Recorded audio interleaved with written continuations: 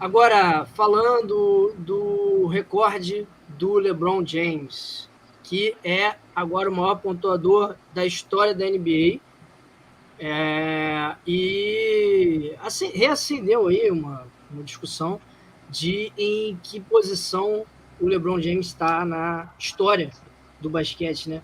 Primeiro, repercutindo esse recorde, como vocês avaliam assim a grandeza do recorde, né? Ele que superou o Kareem Abdul-Jabbar.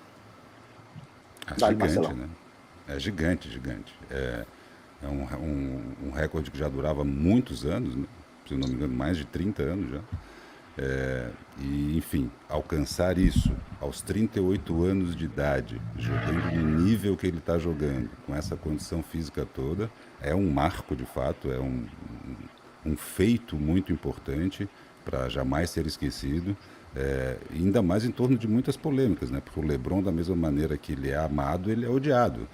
Recentemente acabou de o Chael Sonnen, que é um lutador do UFC, deu uma entrevista aí dizendo que o LeBron faz uso de esteroide anabolizante, né? Então tem muitas polêmicas em torno do LeBron.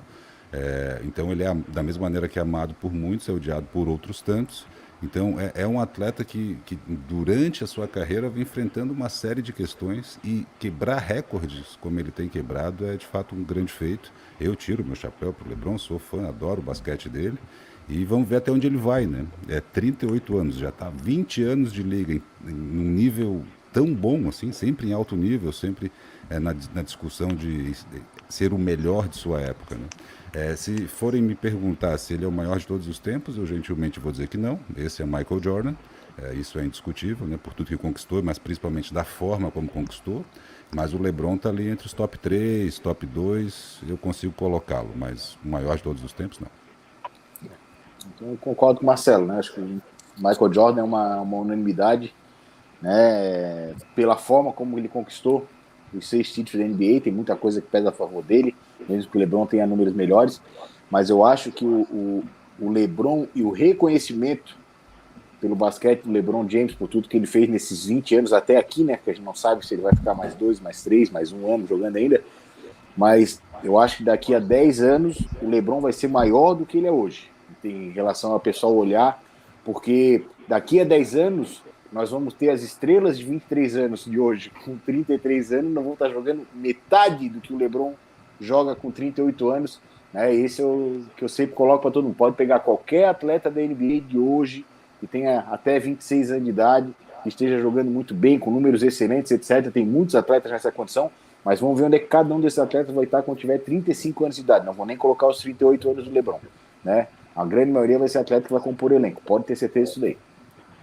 Matheus, quando vem esse afastamento histórico, né? Quando o jogador se aposenta e aí parece que bate a galera lembra do que ele realmente jogava e muita gente vai lembrar do que o LeBron fez, né? Dos feitos históricos aí do LeBron.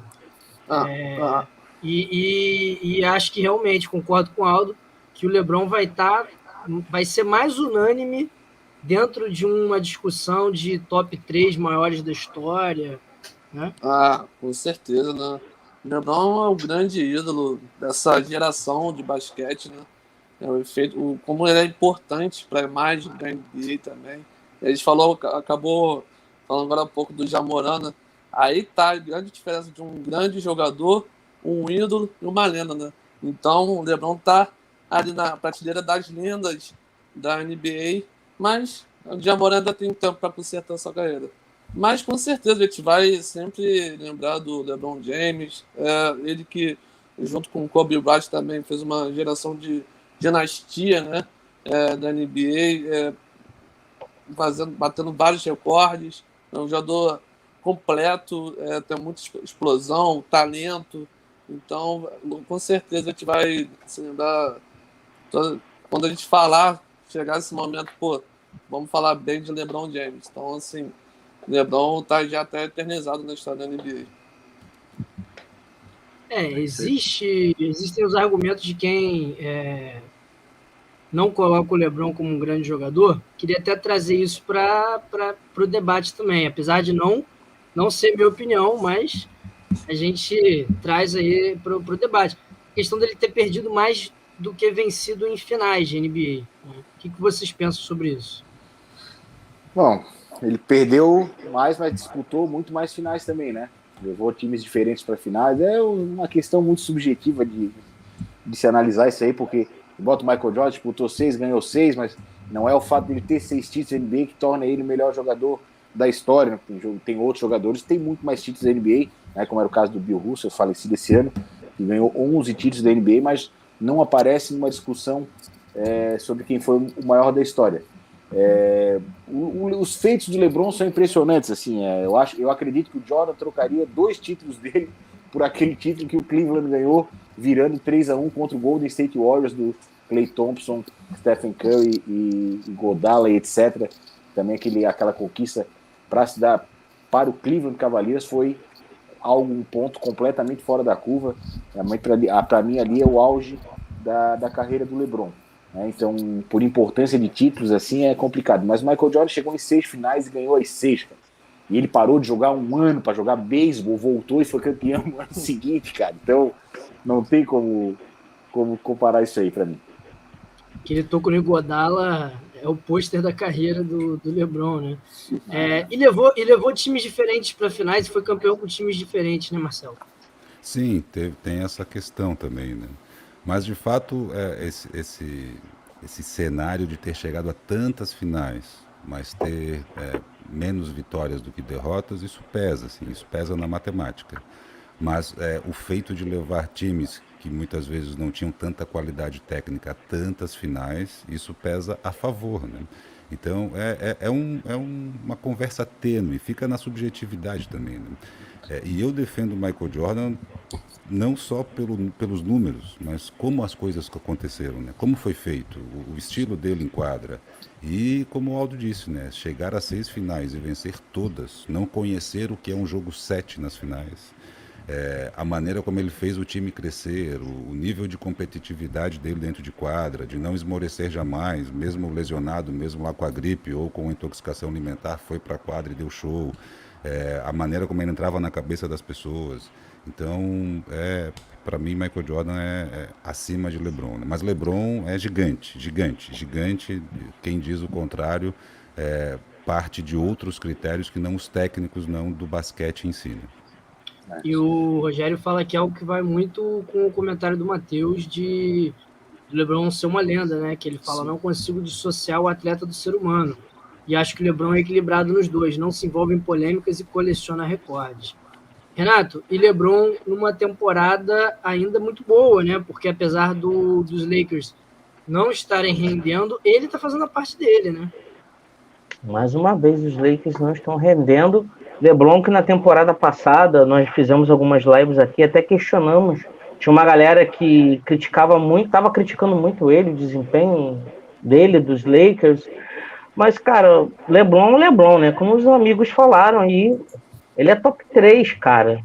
Ali, no mínimo, ele é top 3. O cara joga muito. Eu acho que ele ainda tem muita lenha para queimar na NBA. E esse cara vai longe. Eu acho que ele não se aposenta tão cedo. Não sei se muita lenha, mas se depender dele, ele quer jogar com o filho dele. Então, eu acho que ele não para tão cedo. Exatamente, Matheus. Tem essa história aí que ele deseja jogar com o filho dele. Eu acho que ele vai longe ainda. Essas declarações que o Chelson, ex-lutador do UFC, deu aí, que ele tem o mesmo laboratório do LeBron, que ele sabe o que o LeBron toma. Vocês viram alguma coisa baseada em fatos ou foi só achismo mesmo? Ele falou que ele acha e ficou por isso mesmo? Foi uma acusação, de certa forma, uma acusação, né? Eu pesquisei e vi que o Chelson não foi campeão em lugar nenhum, cara. E apanhou para o Anderson Silva. Um monte! Igual um cachorro de rua. Sensacional. Esse cara quer aparecer, né?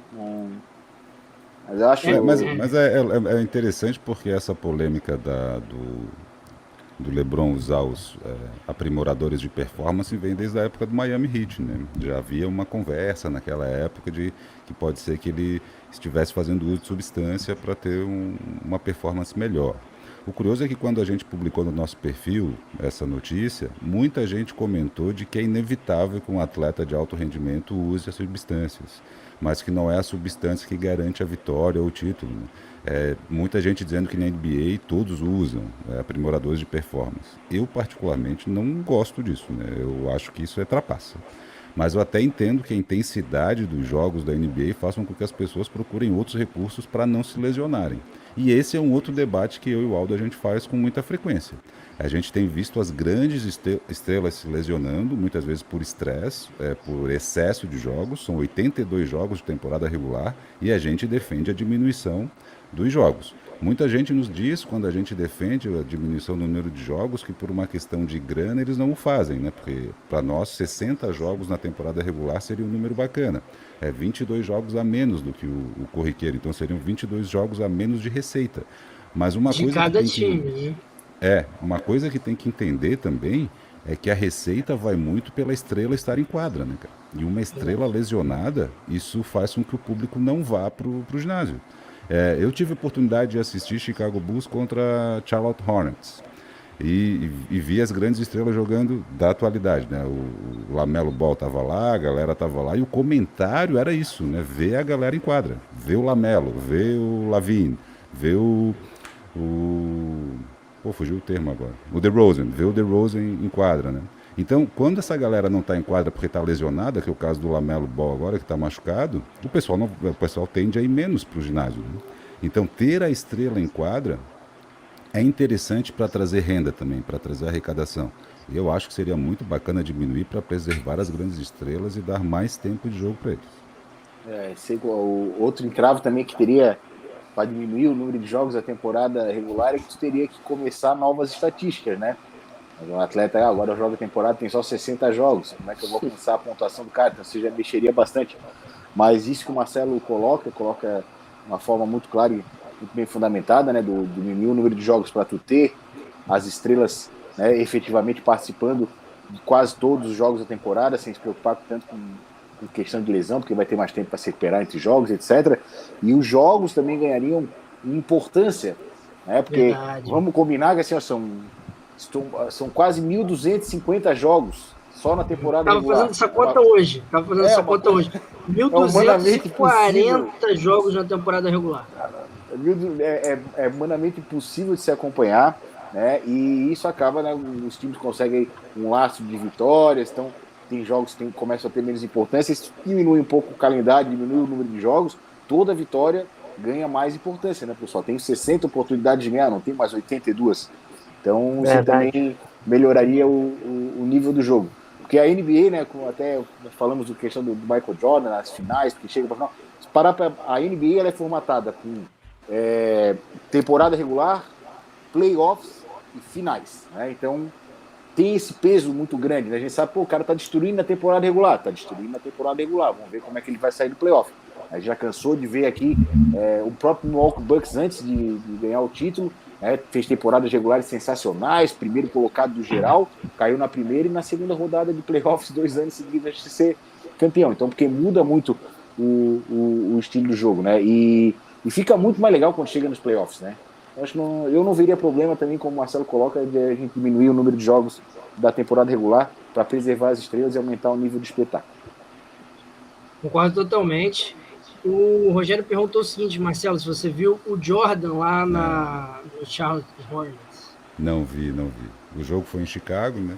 O jogo foi em Chicago. Mas foi impressionante ver o Lamelo Ball jogar ao vivo, cara.